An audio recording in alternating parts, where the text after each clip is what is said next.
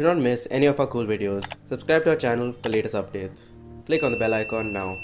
Hey makers, welcome back to the channel Robocraze. Today we are building PixelScroll, a smart LED sign that you can control from any device with a web browser. And it's perfect for displaying custom messages, notification or just for fun. You only need one thing, the Arduino UNO R4 WiFi. That's it.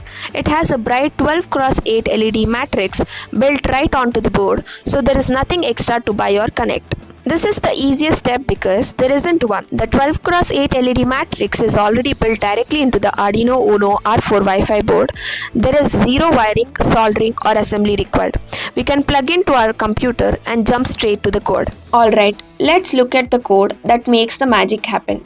First, we include two key libraries, Arduino LED matrix.h for controlling the onboard display and Wi-Fi S3.h to manage the Wi-Fi connection and the web server. Arduino LED matrix creates the object used to draw pixel and render frames. You will start by entering your own Wi-Fi SSID and password right here. This is the variable that holds the text to be displayed. Here, it stores 5x7 pixel character patterns in a flash memory. This is the 8x12 LED display buffer. Here, void clear frame resets the frame buzzer, draw character draws a character at a position, and scroll text animates the message across the matrix. In the void setup, it will initialize the matrix and serial monitor, then connects to the Wi-Fi. It will wait for the connection, prints the IP and starts the web server. In the void loop, it runs repeatedly, checks for browser request, reads and updates the current message. If a new message is received, it sends back the HTML response, closes the connection and continuously scrolls the current text, reconnects if Wi-Fi drops. Okay, I have uploaded the code and as you can see, the board starts scrolling welcome right away.